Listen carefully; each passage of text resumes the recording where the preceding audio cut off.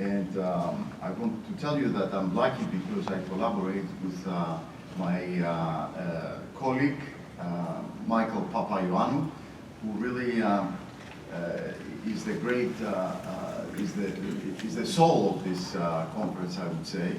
And I'm very pleased to have him here at Drexel as being the senior scholar and visiting professor at the Leopoldo of Business. Michael, as you probably some of you know, he had a long career at IMF. He served as a deputy division chief of the Department of Capital Markets, some big titles.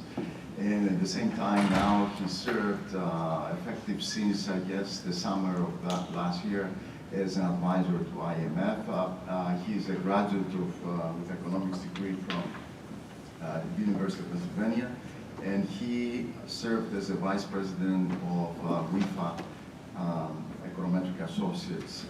Michael, please join me with the opening remarks for the conference. Thank you very much for joining us today. Thank you, George.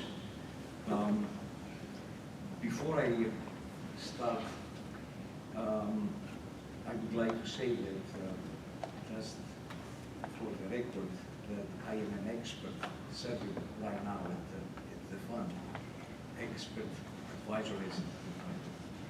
Now, good morning, ladies and gentlemen, also from me too, and a warm welcome to this conference.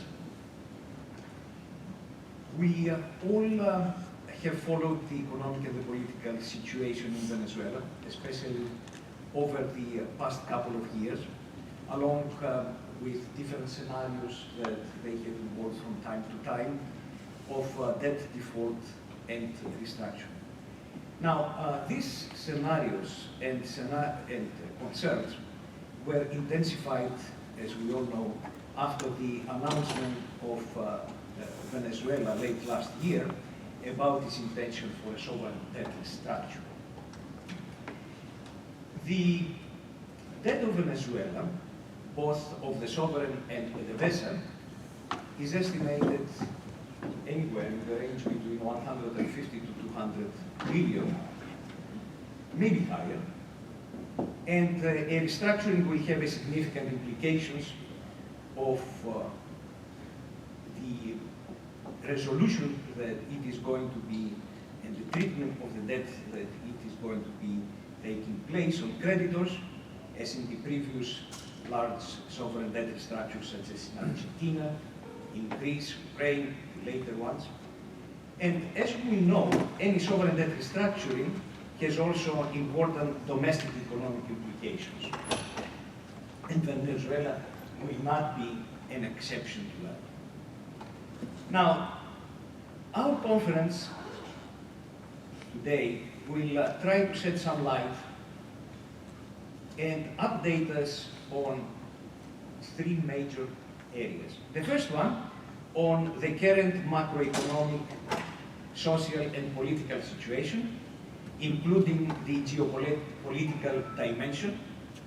We have heard, of course, and we have seen different analysis, but we try also to consolidate some of these kind of analysis here, and we are going to be putting in a kind of an integrated way what we think is reasonable to say about the economic and the political situation.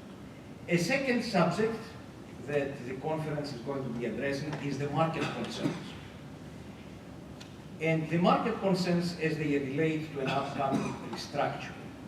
And for these market concerns, we are going to be hearing from the scenarios that we have in mind, then we are going to try to be looking at. And the third area that the conference is going to try to look at is what such a sovereign debt restructuring means for creditors and for the overall future of sovereign debt restructurings in terms regarding the process and the outcomes. In other words, we have the more recent ones. Venezuela is going to be the sequence of Greece, of Argentina, of Ukraine. are we having some kind of an idea, or how does this kind of restructures, they are going to be shaping the processes for and the outcomes of future debt restructures, because debt restructuring, sovereign debt restructuring is a recurrent event, so we are not going to be out of it by any means that we can anticipate. Now, with these brief remarks, you have the agenda with the 3 sessions, which would like to we would like to be interactive as much as possible, and generate a dialogue and discussion during each session, but also at the end. And we will close the conference with a brief wrap-up of some of the main issues that we are going to be discussing, and the discussions also that they are going to come from the audience. Now, with this general introductory thoughts, we would like to proceed with session 1, and that will be chaired by Buchheit, a prominent lawyer with Cleary, and a world-renowned expert on all aspects of sovereign debt restructuring, not only legal aspects. He has a long involvement in sovereign debt restructuring, both major and minor. And we greatly appreciate the acceptance of our invitation to come and also to chair session 1. And also, he's going to be introducing the panel and the issues that we are going to be discussing in session 1. I will now tell you.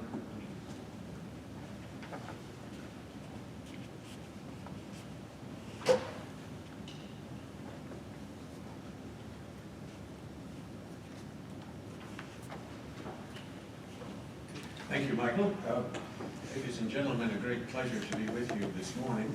I have the honor to moderate the first panel, which will be on the reaction of institutions to the situation in Venezuela. I won't spend much time on introducing our distinguished panelists, but to my immediate left, Pablo Druck, who is the IMF mission chief for Venezuela. Next to him, Leopoldo Martinez with LMN Consulting, a former congressman in Venezuela, and to his left, Rafael Molina with NewState Partners. What I propose to do is this. We'll start with short introductory statements and then move on to a discussion of what a debt restructuring in this country might look like, but under 2 scenarios, because there are, of course, 2 scenarios.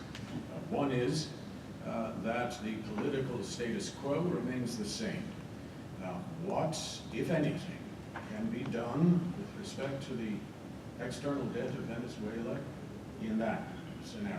And the second is, let's call it regime change of one kind or another, voluntary or involuntary, intra-chavismo or not. And I suspect we'll spend most of our time on that scenario. Then I promise we will leave ample time for questions from the floor. I propose that we begin by asking Pablo to summarize the current economic situation in Venezuela as seen by the fund. I remember in 1990 when Saddam invaded Kuwait and the Kuwait government was ousted temporarily, the Kuwaiti officials used to say there are many countries without a banking system, but only one banking system without a country. Pablo might tell us that he is a mission chief temporarily without a mission. Good morning. Now, this is a fascinating assignment to work with. Unfortunately, the situation is very bad in Venezuela. Okay, first, a little disclaimer. All my presentation will be only my views, and also is that we don't have contact with authorities. So the way that we do the surveillance, we try to contact analysts, market participants. We collect a lot of information. From there, we do our own assessment. our last Article 4, which is the way that we do the macroeconomic assessment, the last one was done in 2004, which I participate in that mission also. So I know Venezuela for some time already. Okay, so let me start. I will talk about the latest development and the outlook, and I guess you can get your own conclusion what will depend on the two different scenarios. Thank you. Okay. So let's start, for example, in September when we did our WIO. At some moment we projected inflation about 1,100% for 2017. At that moment, I thought that inflation was about 25% per month. It would need to go to 30%. So I was a little skeptical that would reach that point, but I have the belief that they could do it. That the spending will increase, the monetary financing will also increase, and that will increase inflation. But something happened in September, when inflation started to go up very, very fast. It grew like to 35% in September, almost 50% October, and November, December exceeded 50% mark, which is what we call it hyperinflation. In December reached 90%, and maybe in January it's about 95%. Why is important about this issue of the hyperinflation? Hyperinflation changed somehow the outlook of the economy and the economic also. The government has basically three sources of revenue, which is from oil, which is export, tax revenue, and the inflation tax. With the hyperinflation, two of these income start to reduce very fast. The tax revenue, which is called the tax effect, which is the effect of the purchasing power of the tax revenue, start to drop very fast. And this is what we see in 2017, that end up maybe like a drop of 30 or 40% in real terms. And also inflation tax start to decline. So these two sources of revenue will start to decline. And we also have the issue of oil production that is also started to drop. So all the source of income is started to reduce, and some of them maybe will start collapsing if they go to very, very high hyperinflation.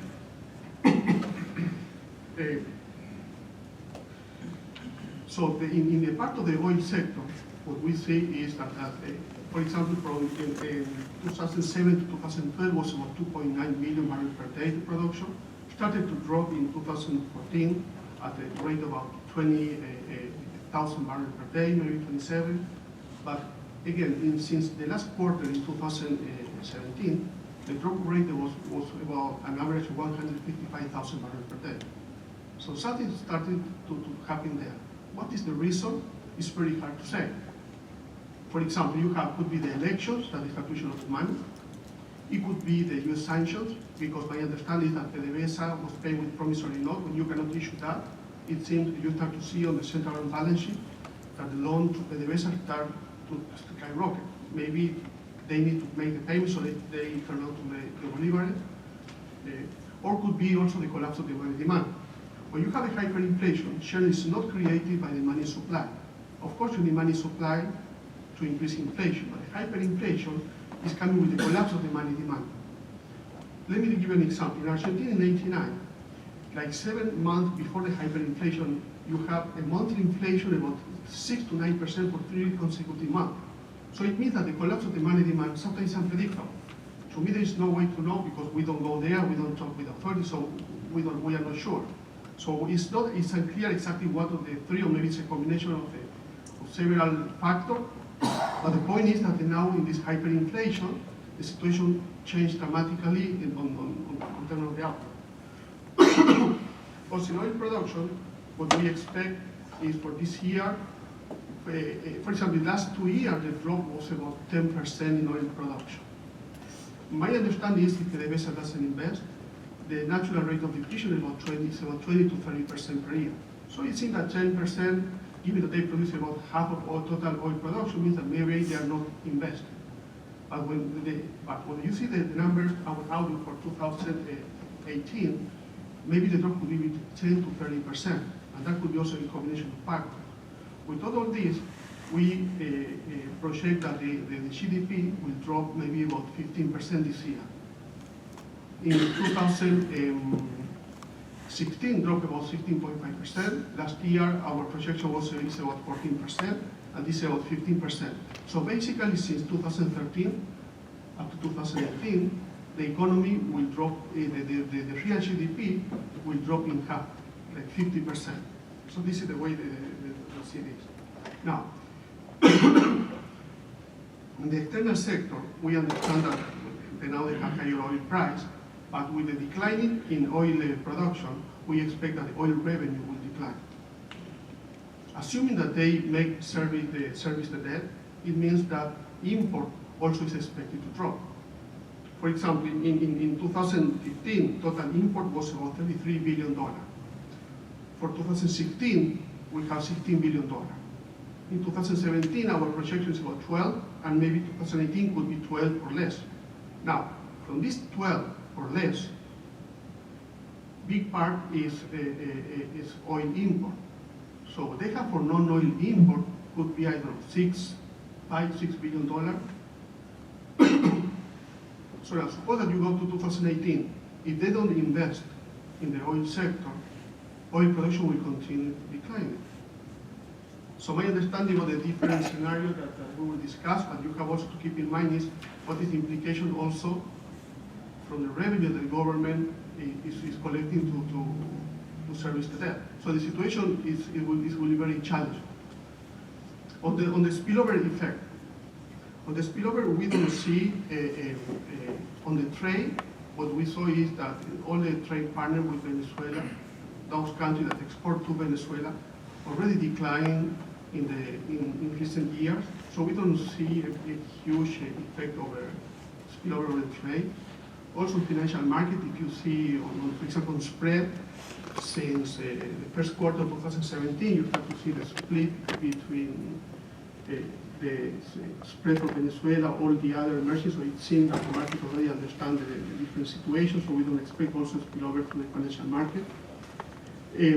Petrocaribe, also the contribution from Venezuela to Petrocaribe declined significantly in recent years. For example, 2014, our projection is about maybe $2 billion for the financing to Petrocaribe.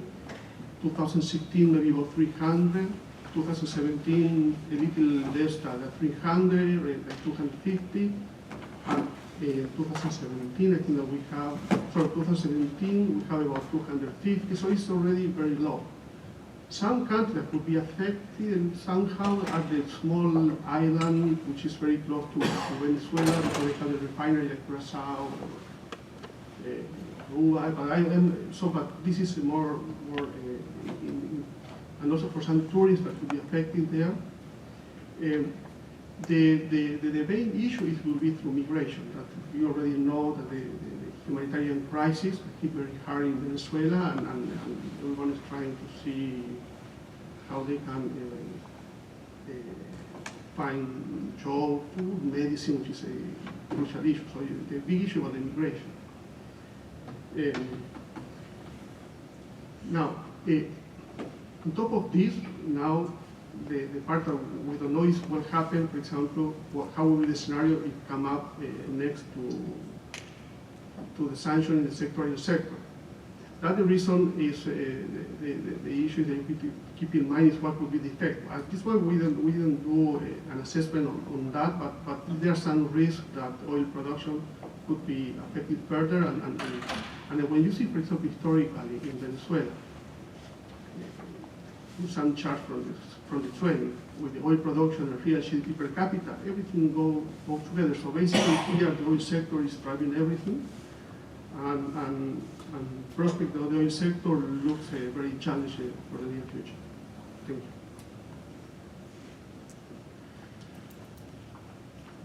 Thank you, Pablo. But let me jump over Leopoldo and ask Rafael to speak to the role of the multilateral institutions in this situation. Rafael.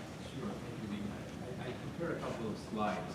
Maybe I can just put them up just to see what guide the discussion. That's it.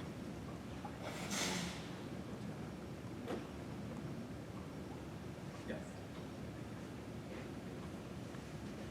So just before we move into our discussion of setting up the scenarios and have a discussion of how to look, how restructuring would look like. Okay, about my technical.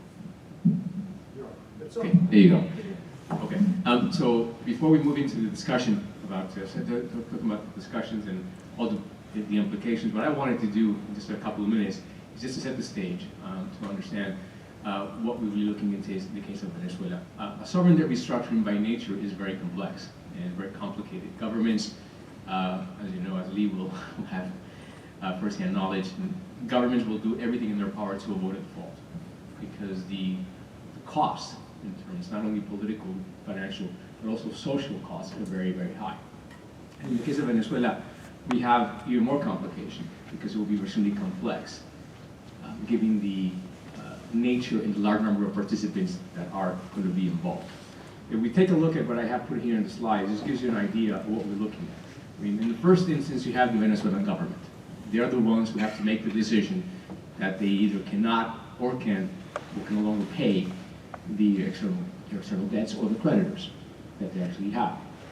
They have to make that decision, and that decision will be controversial in the first place. Within this government themselves, you have the domestic institutions, which I'm sure we'll talk a little bit about, which the main player will be the central bank, and of course the Ministry of Finance. And what's happening over the last few years is you've seen an erosion of credibility, so that adds another layer of complexity to the whole situation.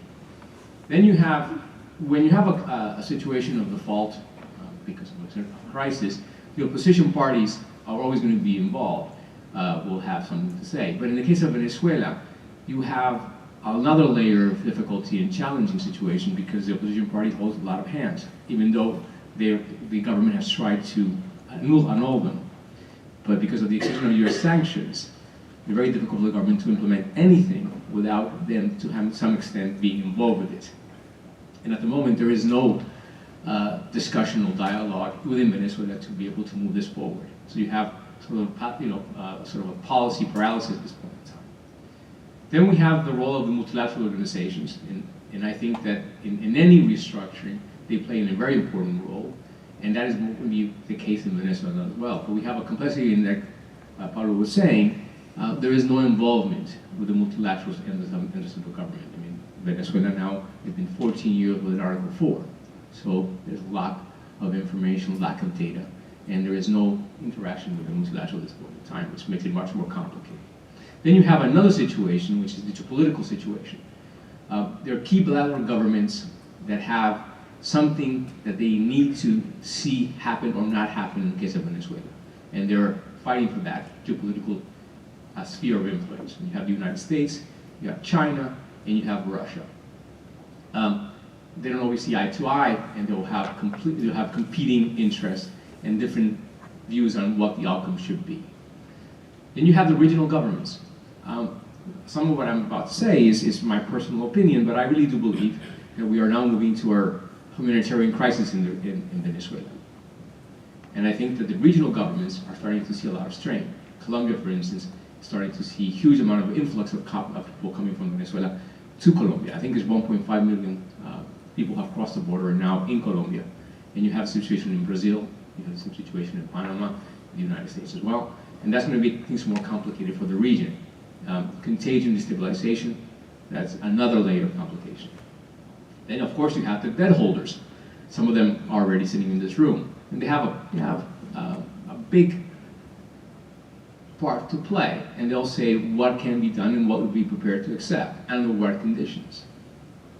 In addition to that, to the bondholders, you have other layers of debt holders and claims holders. You have trade suppliers, and you have promissory note holders that have not been paid for a long time. You have airlines that haven't been paid, that have bolivares or whatever currency they actually have, but can't take it out. They'll be having something to be dealt with as well. And on top of that, can't forget, you have the population. They're the ones that are going to be suffering the repercussions of whatever restructuring takes place. Just very few minutes, I wanted to discuss the role of multilateral organizations and why I think it's important to keep them in mind. Because everybody's talking about a debt restructuring or sort of a debt restructuring or a workout, but in these circumstances, the Maduro administration in November said that they're already approaching the creditors and then they're going to go ahead and make a proposal, and they will go ahead and restructure their claims. But in the meantime, it's going to continue to pay.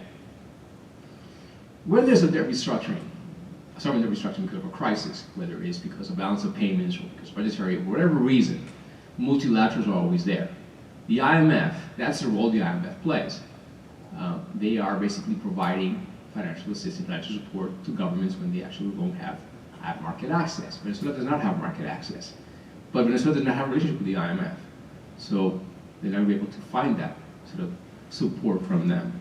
And on top of the IMF, you have other multilaterals, regional multilaterals that can also provide a certain amount of support in the case of loans, like what we call policy-based loans from the IDB, the Inter-American Development Bank, and other regional multilaterals like CAF, the Corporación Andina de Fomento, whom I also have played a say, and the World Bank.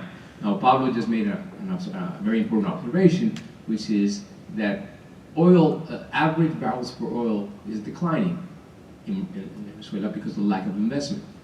Where is that money going to come? If Venezuela is going to change its credit profile to improve its capacity to meet whatever obligations it decides to be able to say it can afford in the future, it has to be able to raise the production of oil. Without investment, it won't be able to do so, and I think that the multilaterals are one of the ones that cannot provide that. So they have a very important role to play. And in addition to all that, you have a situation of, you have the credibility issue, because there is no information about Venezuela. There's no credible facts, there's no credible data. 3 years ago, we were able to get from the central bank information on the balance of payments, information on monetary aggregates, some more information on debts. Today, in 2018, there's no information whatsoever on the website. They've taken it down. The IMF, as well as other multilaterals, can provide some sort of credibility because they will be able to validate those numbers. At the moment, there's no credibility from the government. If I'm a creditor, I want to be able to, whatever I'm going to do, if I'm going to be able to restructure anybody's claims, I want to be able to see that there's a credible plan to take me out of default, to be able to improve my credit profile. And who is going to be able to provide that sort of validation? Be that arbiter, independent arbiter. Well, the IMF plays that role. When there's a sovereign debt restructuring, the IMF is always involved, or has almost always involved. There have been a few cases when the IMF has not been involved, and it doesn't always work very well. The case of Belize, for instance, Belize has restructured 3 times in the last 10 years without an IMF program. And it's probably going to be a serial defaulter for the same reason, because they just can't keep to the reform program. Argentina did it as well, but there was a major change in the political scene. The new administration came in, and that credibility was able to provide that, what they needed to be able to reach agreement with the holdout creditors. And then there's the issue of transparency and validation.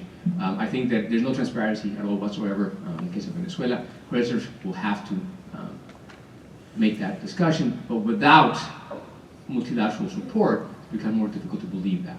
And then finally is the issue of technical assistance.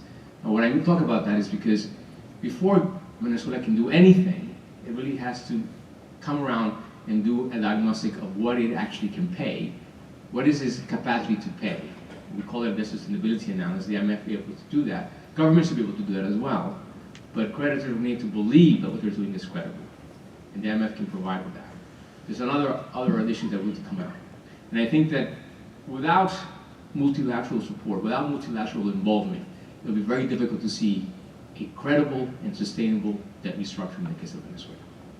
Let me just end it here and then pass it on to Mexico. Thank you, Rafael. Ask Leopoldo for Venezuela's view of Venezuela. Yes. I had a slide, a couple of slides that I want to put there as to guide you through when I speak.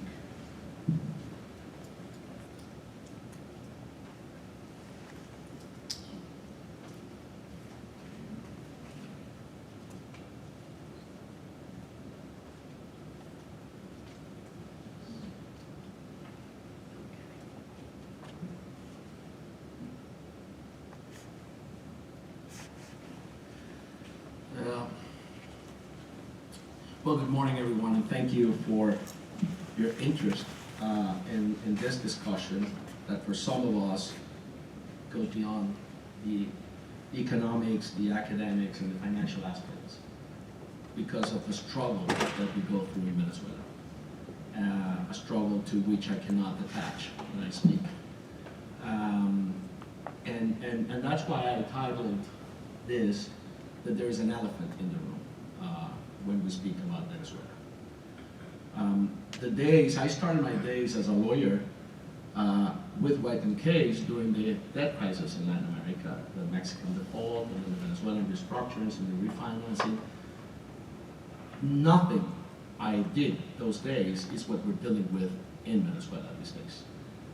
None of the Latin American countries that were undergoing liquidity crisis or other sorts of crisis were in the same spot where Venezuela is situated today. There is, beyond a political crisis in Venezuela, there is an institutional dispute, a legitimacy problem from an international law perspective around the regime in Venezuela. We're not talking about a government and a state. We're talking about a regime, which by all means is, as I define it here, a kleptocracy. So when we're talking about Venezuela, we're dealing with a kleptocracy. There are other labels that people attach to what's happening in Venezuela because of the presence of narco interest in the country, because of the heavy hand the military has on the economy, because of the authoritarian mode that keeps increasing and departing from the framework in which we want things to happen in this world we live. But there is also an element of corruption in everything that happens in Venezuela. The same fashion of this debt that Venezuela has today has a lot to do with corruption.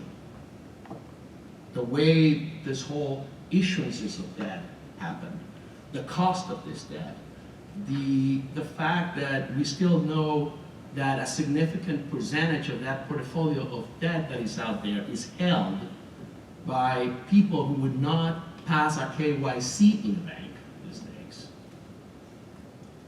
is, by all means, something that I should put as the elephant in this room, because we're all making decisions about something that has a counterpart, which is the suffering of a people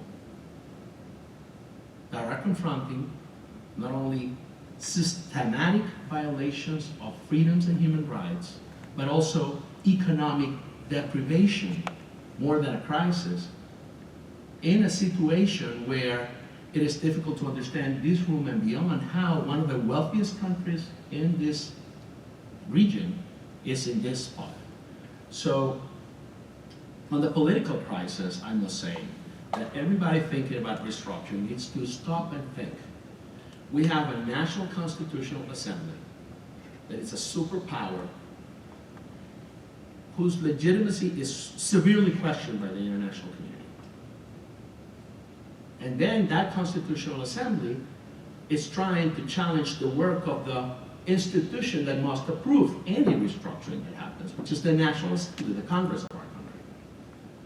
Happens to be a Congress held, controlled by the opposition forces to the regime that have been trying to dialogue with this regime for more than 3 or 4 years, from good willing intentions to more hard positioning in the negotiations, because the government has shown zero willingness to come to terms of understanding about a future vision of Venezuela with those who represent the majority of the people after 2015. So the way out of this for this regime is to superpose, right, a new assembly that they want to elect concurrently with these presidential elections that are controversial on their own beginning. So we have a crisis of legitimacy of origin, a crisis of democratic performance, a crisis under every instrument of international law that seriously questions and challenges the competency, the capacity of this regime to bound Venezuelan future under any terms. I want to see the legal opinions of lawyers in the United States saying that they consulted with their lawyers in Venezuela and that they are happy with the approvals and the consents they're getting from whatever legislative body comes out of the April election in Venezuela, after there was a dissolution de facto of a legitimately elected National Assembly. I want to see who the lawyers are, because that's going to be one of the most incredible ridicules that any lawyer could make, and the validation of something that it's non-tolerated by all of the countries around Venezuela these days, including those who were friendly to Chavez at the very beginning of the process. So that's an elephant in the room, together with that reputational risk, dealing with a kleptocracy. We're talking about a regime that has commissioned one individual, the vice president of Venezuela, who is signaled, included in the kingpin list of narco traffic lords in the region. And ministers of finance and all sorts of officers of the regime who are individually sanctioned for both violations of human rights and corrupt cases. Some of these people are even under investigation these days by different courts in this country for dealings of PDVSA in Houston, which involve massive corruption practices. The same in Spain, the same in Andorra.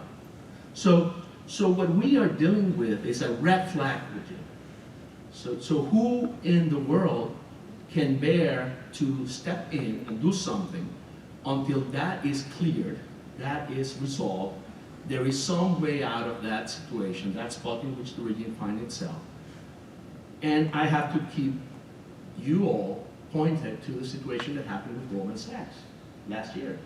There is going to be a tremendous pressure from public opinion, the diaspora of Venezuelans around the world, the media. There's going to be an incredible amount of pressure from all those groups who are stakeholders here for anything that can fuel the current status quo in Venezuela with money or with oxygen. So, having said that, then you have also a failed economic model. And a failed economic model beyond the liquidity crisis. We all know how resourceful, how plenty of opportunity Venezuela is, theoretically. But we saw under an oil bonanza on the tape where it is right now. So how can we trust that anything will change without a regime change that brought Venezuela after a decade of 100 average price dollars per barrel of oil? How is it going to be better in a post-petroleum world that we're living in? How is it going to be better without a fundamental change in an economy that has not only collapsed its non-oil sector, has become an import economy? Almost everything comes from outside in Venezuela. And that's why there is this scarcity, because everything has to be imported. There's zero production, zero investment in non-petroleum. But the own heart of Venezuela, which is its oil industry, is not only confronting, like in the past, a drop in oil prices. All the debt crises of Venezuela have been associated with a drop in oil prices. This goes beyond that because we have an oil industry that its production capability is now in a downward spiral. There's going to be the need for massive investments in Venezuela oil industry, together with infrastructure, together with energy, together with roads and bridges. I mean, so this is beyond get my time for paying my interest. And it's beyond not only for the economics, but it's also beyond that because of the humanitarian, international law situation in which we have to place this. I know we're going to go on the quick Q&A, and I want to get there, and that's why I want to stop here by just making a couple of final comments, because we're going to go through the scenarios.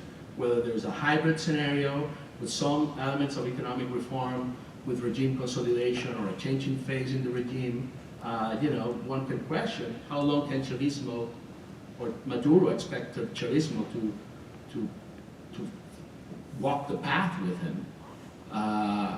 If they do reforms, these reforms are going to be painful. One can imagine, one of the things that had happened so far is that political unrest in Venezuela has not hit the very core constituents of Chavismo, but it's beginning to happen. So the military had been repressing those who they see as their political enemy.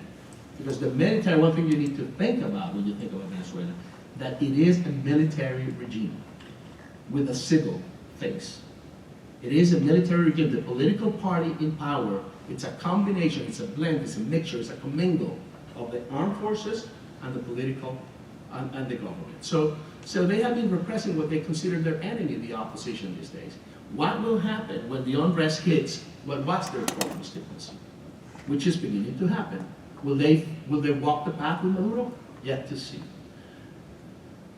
There is very unlikely for me that minimal reform or the status quo could survive. There had to be some hybrid.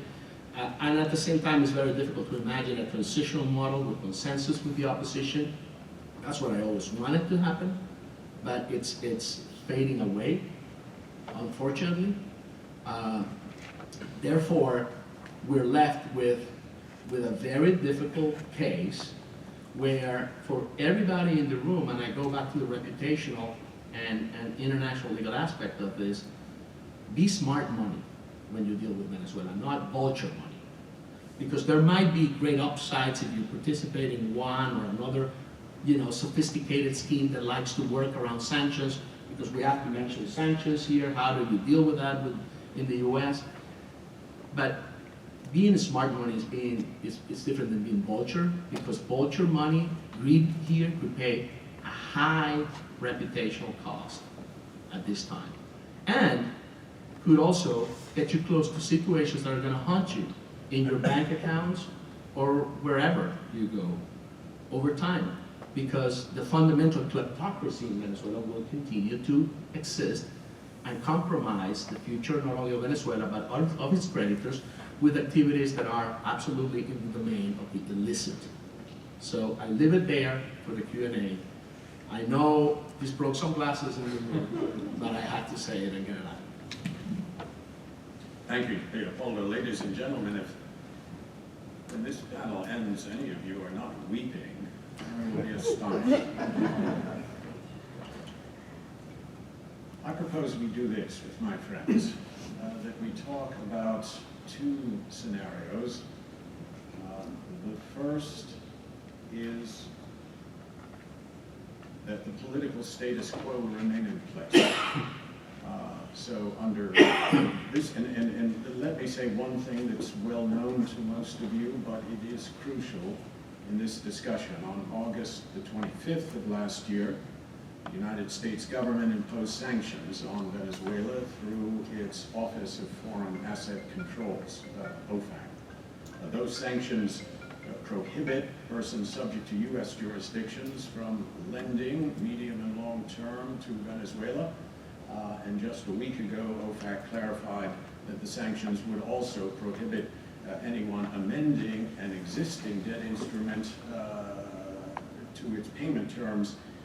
They would treat that as the equivalent of new debt. So that is a factor that we rarely have seen in sovereign debt workouts. So the first scenario is this: no regime change. Let us assume that Mr. Maduro wins his election on April the 22nd, but let us also assume that that election is not perceived by the international community as having been fair and free. OFAC sanctions remain in place and possibly are even ratcheted up. What the U.S. government refrained from doing in August was imposing sanctions that would prohibit or tax oil imports into the United States from Venezuela, or the export of distillates to Venezuela, which they need in order to continue their oil production. So that is a bullet still in the sanctions revolver. And let us assume, finally, that Mr. Maduro does not construct a credible economic adjustment program on his own. So against that scenario, gentlemen, what would an impeccable sovereign debt restructuring look like for this country? Let's start with you, Rafael.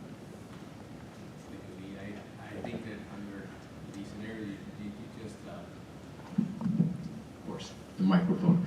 And the scenario you just basically so articulately outlined, in my opinion, having worked for 18 years trying to help governments overcome these type of crises, I do not see a resolution that is orderly. And what I will end up seeing is perhaps a further down spiral decline in the country, moving towards perhaps even civil war. And yes, Maduro might be able to survive for a few more months and perhaps years, as long as the military continues to support him. But I think that we'll see such despair and human suffering in the case of the population of Venezuela, that I think that there will be no other solution but a regime change. But I do not see Maduro winning the elections, being able to develop a credible plan to be able to propose something to its creditors to deal with the entire vast situation. Because it's not just bondholders who's going to have to deal with other situations. Pablo and both Leopoldo mentioned the PDVSA and the need for investment. Where the money is going to come from? How is he going to be able to bring in new investments into the oil sector to be able to restore production in the oil fields? How will it deal with an administration in the United States that will need the opposition party to be re-legitimized, to provide them with the, to find a way to lift the sanctions, not continue to tighten those sanctions, to be able to make a proposal that works. Then finally, and I keep coming back to the point of multilaterals, the IMF, the IDB, they're apolitical in the situation, so the staff can engage with the government of Venezuela to have the discussions. But under what circumstances can credible programs be supported? And I don't know if Pablo or Michael can say a few words about this, but I don't see how the board will be able to approve any of those programs.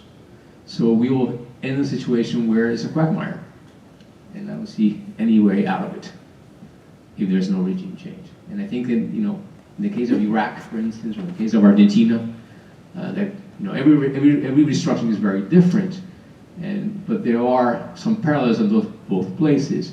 While Saddam was in power, there never was a resolution in the case of Iraq. It's only when he fell that you were able to come up with a solution for Iraq. And in the case of Argentina, 15 years of holdout creditors. It was only until Macri came in, it was a change in political scene, that you actually saw a resolution. It is very difficult, Lee, to imagine any business as usual scenario where the government remains where it is and somehow manages to have a more flexible legal framework. I mean, sanctions being lifted or in a way redrafted, or with windows of opportunities for things to allow bondholders in the U.S. to join. One reason why I see that as a very difficult scenario, the relaxation of these sanctions, is they can only come as a complex process where you would have the government or the regime in Venezuela making concessions to the international community in terms of how they're behaving and performing, and the opposition being concurrent with those changes or accepting those changes, and then U.S. interest lobbying together with others, in Washington to draft things that could facilitate that to happen. But it's very difficult in the immediate moment, because every foreign policy is at the end local politics. And there are stakeholders in the United States political process that are going to be very on top of these sanctions, not to be in any way, not to mention lifted, but flexibilized in any way. Senator Marco Rubio and Senator Bill Nelson, both to my knowledge, from Florida, and both to my knowledge, very concerned about these. They both sit in the Foreign Relations Committee of the Senate. where anything that the government would like to do to flexibilize this framework under an executive order or any sort of treasury regulation, they're going to be watching that, because they have an election where Venezuelan and Cuban American vote in Florida could be key to unseat Senator Nelson and bring another Republican who are likely going to be on the stronger line like Rubio is. So the politics of Florida would not permit, even if the government wanted to do something in the U.S., to move that fast at the speed the process requires. And then the other thing is that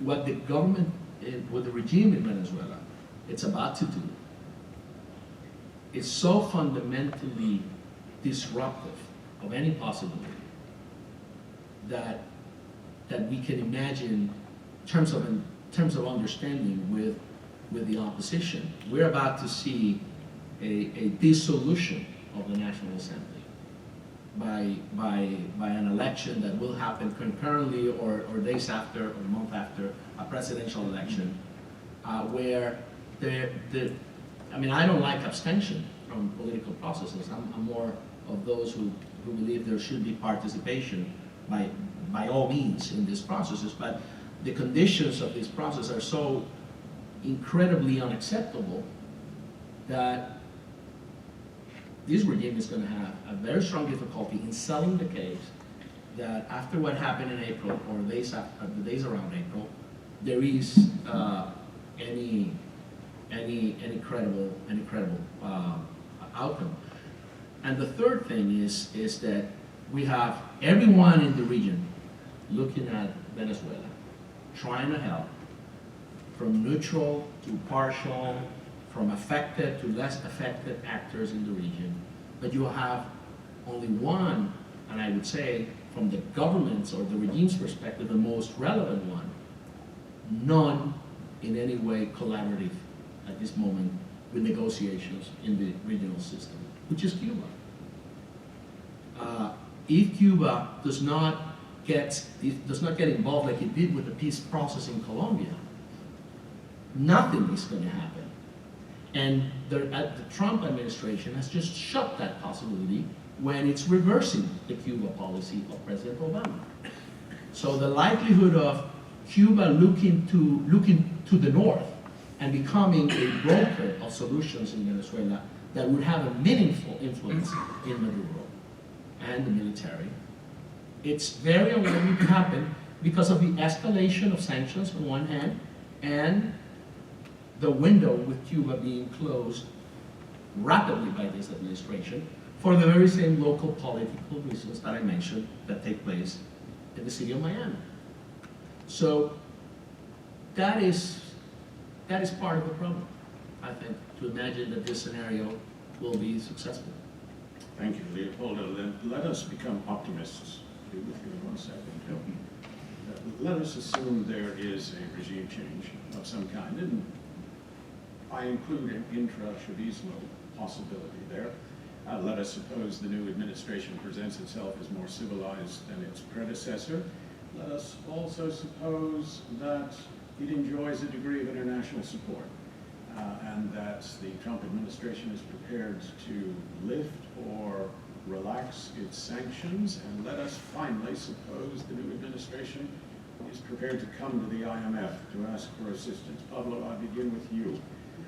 You made it clear your institution's not spoken to the authorities since 2004 in an official capacity. What are the challenges that you would see the fund facing in that scenario? Yeah. The first thing is we have to try to understand the situation. We have to make an assessment. Any type of program, the first thing that you have to do is try to understand what is going on. And that is very hard to know because we don't have the data, and we know the significant uncertainty that you will face there. Let me give you some examples.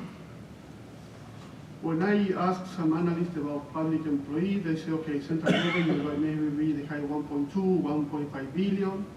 When I ask for the consolidated public sector, they say, oh, they have about 3 million. PDVSA about 140,000, so where is the rest? So they open a lot of public enterprise, and we don't have any clue. Any type of program, you need to understand what is going on, because you have also some transfer between institutions there, so it's very hard to understand the situation. Also, this issue of the hyperinflation creates an additional uncertainty, because, for example, when you have inflation about 50% per year, what they used to have, maybe they were running large fiscal deficit. When you go to the hyperinflation episode, given that the fiscal deficit is financed now with the inflation tax, when inflation tax drop, means that the fiscal deficit have to drop. So the question is, maybe when we go there, if a moment we go there, and if they are in a little hyperinflation, it means that the fiscal situation will be very different to what we see in previous year. That's the issue. Is the lot of uncertainty. We have to go there first. Maybe we go there and they have the data. Maybe they don't have. If they don't have, we have to rebuild the data. We have to rebuild, I don't know, maybe the CPI. There's a lot of uncertainty. It's very hard at this moment to make any type of assessment. I understand. I receive a lot of questions about, oh, how you see the fiscal situation, the GDP, all that. And for example, with the exchange rate, we cannot even can estimate now what is the GDP in dollar, in Bolivar. There's no way to do it.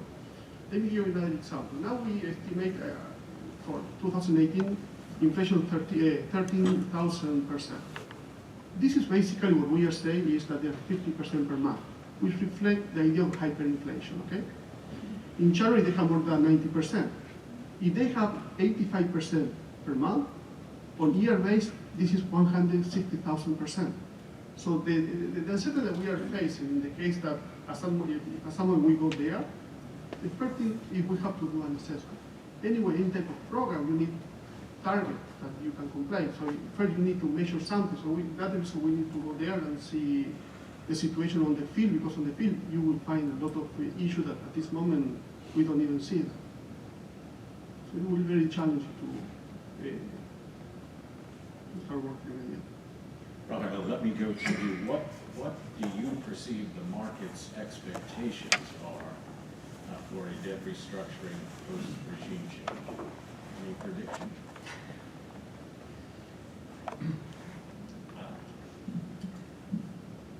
I think that under regime change, I think market participants no longer expect it to become a certainty. It will happen. The numbers just do not lie. I have a chart to show, except for reserves. Reserves now are at just a little bit over $9 billion US. Most of it is now being gold. It's very little reserve left.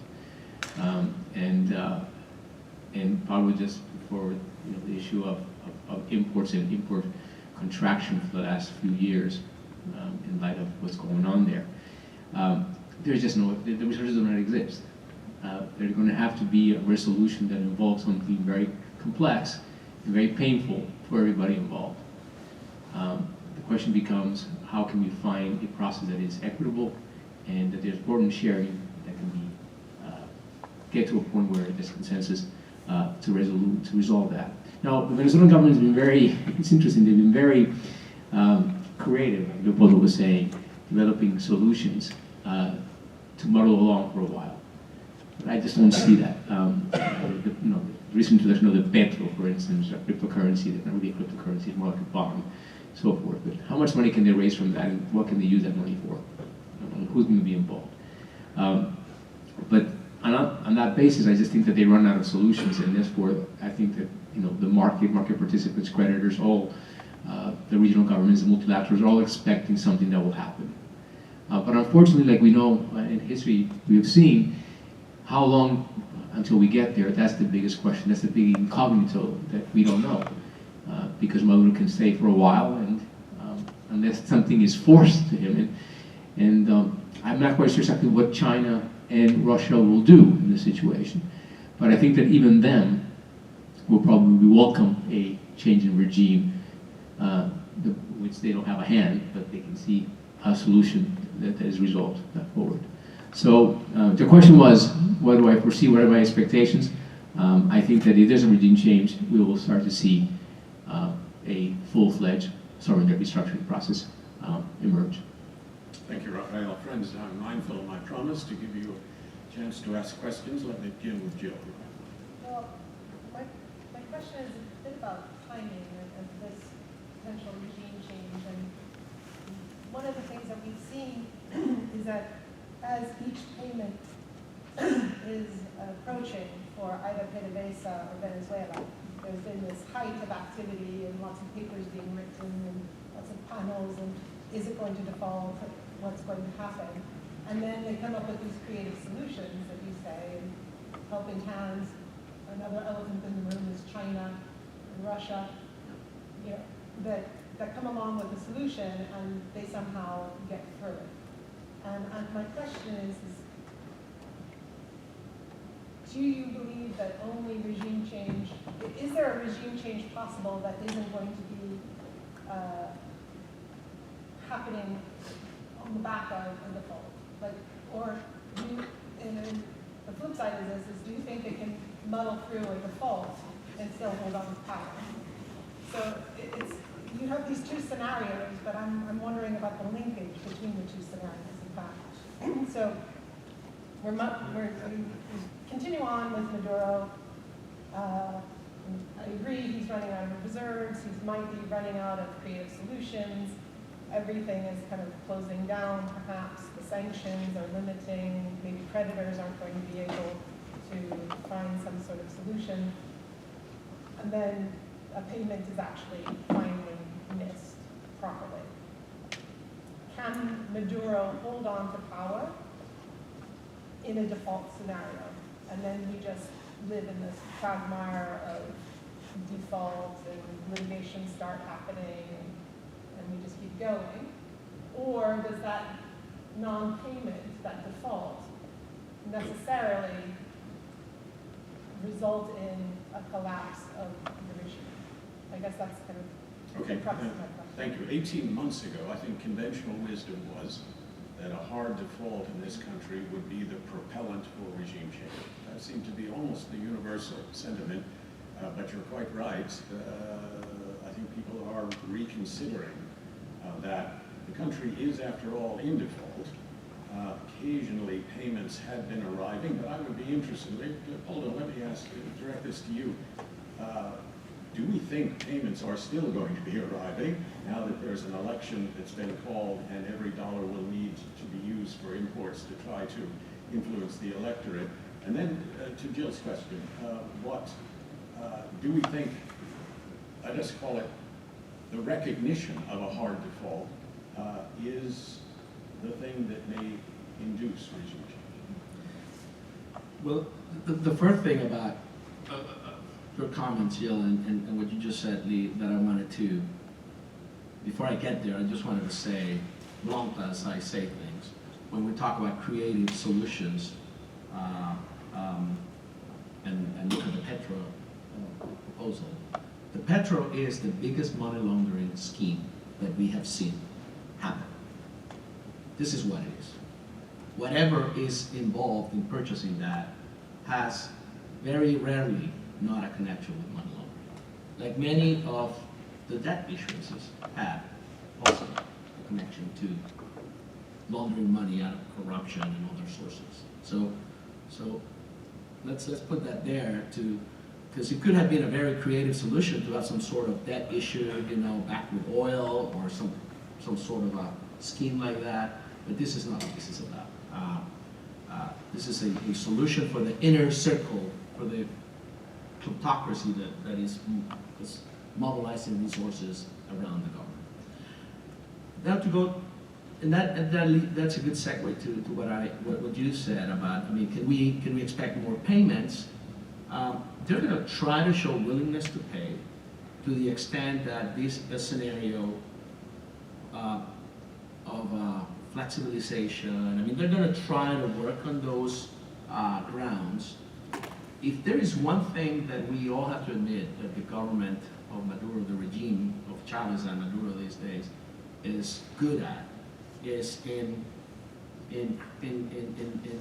situational, you know, their situation room is very good, and they have parallel strategies going on, and there are people working in Washington, and there are people here and there, but they're always ready to move from one to another scenario when they need to. So they're going to try for some time, as long as it is not conflictive with other political objectives they have. The election itself, it's too close to think that there could be anything associated to a change in the debt situation, because they're already taking the advantage of these late payments and all of that, and the election is only a month and a few weeks away. The opposition may not even participate unless Henry Falcón, as a split of the opposition, decides to go, which is likely to happen. But I mean, I don't think that will be their main concern. I think their main concern will be how to create an illusion of a problem on solution, on way to be resolved, happens after that election. Because Maduro will depend on being reelected and consolidating his power, and show 6 months, 8 months, a year from there, that he is improving in a way, in any way, the conditions of Venezuelans. And when you touch the bottom Venezuela has, it's not very difficult with limited resources on some constituents to create the sensation that things are getting better. If you are dependent on these clap boxes, and you were getting 2 a month, and now you're only getting 1, and the one you're getting does not have sugar, but suddenly sugar starts to show in the box, and then another half of a box comes, you know, that will fit the narrative of we're defeating the empire, we're defeating the evil forces that are blocking us from success. And those very factors are going to still be there, escalating in sanctions and otherwise. So that, to your point, I think is going to be conflicting to how long they're willing to go. I remember in our days of the Latin American or Mexican crisis, you all remember that book by Anatoly Kaletsky, you know, The Cost of Default. So when is it that we're going to be in Kaletsky's scenario that it's better to be on default than to resolve it? You know, if politically for them, for Chavismo, everything is politically motivated. They care very, very little about the Venezuelan we ambition, the potential it has, the capacity to uplift people to a middle class, and that's not what they want. Let's be honest. I mean, they want the whole middle class of Venezuela to leave the country and live in the diaspora if that's possible, and it's happening in a way.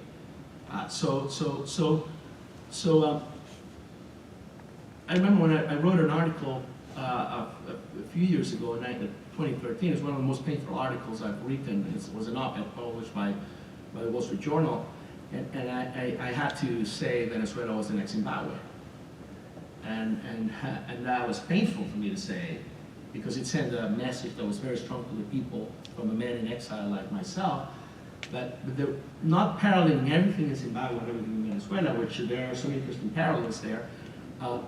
The thing was that I was saying consolidation and concentration of political power is going in a separate rail, in a separate path to economic conditions. This is one of those cases where economic conditions get worse, but the political power of the regime increases. And that's where we are right now. And that's what they're going to be managing in terms of, should we try to play the game of restructuring? Should we save some money? Should we not? Then we move to, if they engage in meaningful changes in this hybrid scheme, you know, which begins with this election and a new assembly in power, and trying to reach out to this new opposition that could emerge out of this election. If Henry Falcón goes to the election and the mood is the United Front is out of it, Henry Falcón, I'm assuming he's going to get some votes, because there's a lot of people in Venezuela who don't want to vote, but there are people who are going to be incentivized to vote. And he's got some followers. The polls say he's got some followers. So for whatever number of votes he gets, he's going to be a relevant actor, which he is not today, because he's in the tail of the unified front. You have the unified mood here. You have Henry Falcón like an addition to it. But when he moves to an election, he's going to be right here. Will there be any form of dialogue between that opposition that emerges with him and the government? will there be elements within Chavismo that identify Falcon, who was a Chavista himself, who has a very interesting thing, which is he's a sergeant, and at the same time, a political figure that is perceived like neutral in this whole polarization. So will there be some dynamic there that stimulates forcing Maduro into doing some changes and then giving him a safe haven to step out and give Chavismo a new face? It's complex to say, but I would say this. After knowing, I mean, I was a congressman in opposition the same days Maduro was sitting in that Congress. So I've dealt with that. And I don't see how, after he wins this election, anybody around him could expect or underestimate him anymore. Because everybody thought that Chavismo was over with the death of Chavez. There were a lot of writings saying there's no Chavismo without Chavez. Maduro won't last a year. Well, guess what? He lasted the 6. And he's about to do this operation with all the illegitimacy around it. But you can't underestimate the intellectual, political, Machiavellic model behind it, which is Cuban intelligence. And if you want to talk about somebody who knows how to survive in power, 92 kilometers from the U.S. with a military base leased in your own territory, it's Cuba. So that, please never forget, the Cubans are playing here, and they know how to play this game. They played this game for 50 years with the U.S. and they've moved on. When we talk about the Latin American debt crisis of the 1980s, those of you who have no idea what we're talking about should rejoice in your youth. Questions? Yes. Great. Just a quick question. Make a quick answer. Just one. Do you think the opposition should participate in the National Assembly elections that are now being called? And what do you think of Falcon? Let's take the second scenario where he actually wins the presidency. Where does that scenario play out? Falcon wins the presidency? Can you repeat the question, please? The question is, should the opposition participate, I think, and whether, if Henry Falcon participates and wins, what would happen? Okay, that's one of the toughest questions, whether the opposition should participate. I've been always an advocate of electoral engagement. This time, I think we're under unique circumstances because it's not a decision of the leadership now to participate or not. The government has crafted a public opinion scenario where a significant portion of the electorate does not want to participate. So it goes beyond a decision, strategic decision of an opposition saying, if I don't participate, I'm going to precipitate this scenario. Even if the opposition wanted to engage electorally, the outcome would not be optimal. This is very similar to what happened in 2004, 2005, when we came out of the recall referendum against Chavez and against congressmen like me. Both processes were unsuccessful for those proponents of the recalls. We didn't succeed in recalling Chavez, they didn't succeed in recalling us. And the people came out of this, our base, totally demobilized. And the next month after that, you had regional elections. Everything was lost at that time. And then the opposition abstained from coming into the parliamentary elections, and everything got worse after that. So my rationale has always been, without engagement, we only get to the worst scenario. But we have this problem now. The constituents are not willing to participate. So now it takes me to Falcon. Falcon probably saying,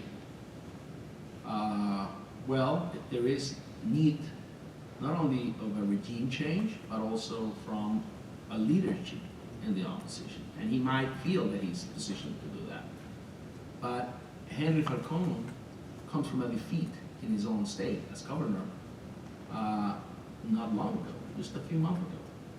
So can he win in this current conditions? It's a very difficult scenario to see. But, and this is the only thing that pushed me back to, well, should we participate or not? The level of discontent is so huge at this point. And we're in that scenario that political consultants define as the spiral of silence. People would not say what they are going to do. And we know that the regime has very strong social control mechanisms in place, like the Carnet de la Patria and other things that will condition people's behavior in the election. But there is also, there is also a significant amount of suffering out there. When Chavez was elected in 1998, and I use this as an anecdote to explain why I think there might be an opportunity there if you participate in these conditions. Not advocating yet for it, but just to think about it. I was involved in the campaign against Chavez in 1998. And Acción Democrática, the party to which I belonged those days, was the strongest political machinery in Venezuela anymore. And we were turning out votes for Chavez without knowing it. Because the very base, the very low income Venezuelans at the base of the social democratic movement, without saying it, were riding on the cars that we used to mobilize people to turn them out to vote, and voted for Chavez. The same thing happened in the state of Miranda in the election between Enrique Mendoza and Diosdado Cabello, which I was the campaign manager for. We were turning out votes in places like Guarenas, Rapire, and other places in the state. At that time, he was the main figure of the opposition. Capriles did not exist as the governor of Miranda. And we were turning out votes for them, because people were silently willing to vote for the other person without telling you. So can the government be involved in a situation where, with the Carnet de la Patria and taking whatever handouts are for there to go and vote, when they're there, will they vote for the government? I don't know. I think the level of discontent is so high that I can't predict, and I think that's probably one of the reasons Henry Falcone is banking on this. You know, he's saying, I might be a surprise. It's too short of a time span too. It's only a few weeks. Media is not, there's no capabilities in Venezuela to communicate. The level of censorship, you're reduced to social media. And I want to say the last thing to your response is, to your question in this response is, you have, we talked about the Chinese and the Russians playing politics and economics in Venezuela. I think the Chinese are strategic about this. They know what they want.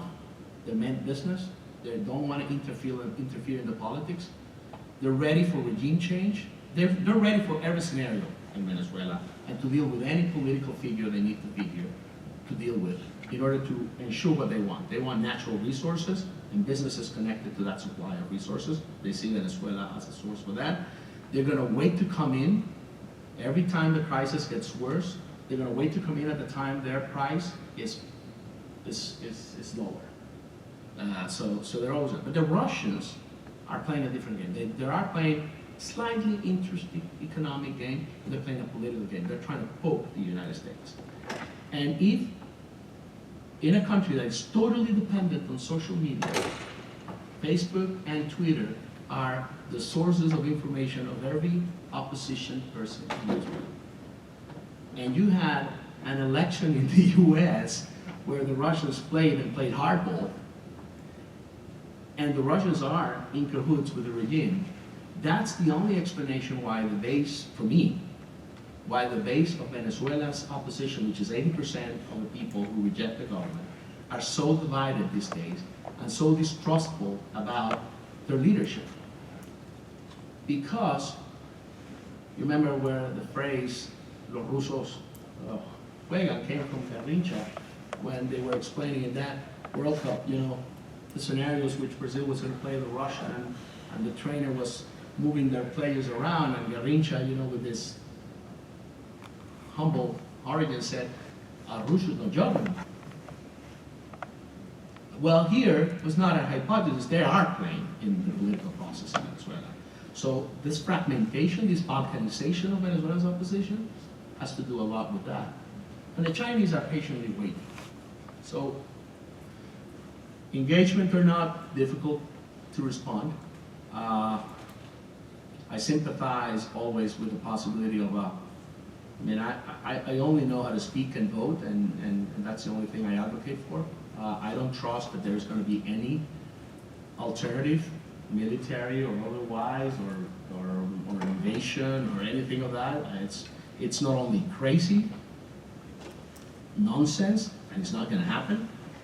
So we're left back to what is the terms of electoral engagement. So we might not be now ready to do it, but we're going to have to come out of this and be ready to be participants in another electoral process down the road. So better to have some figure legitimized out there as a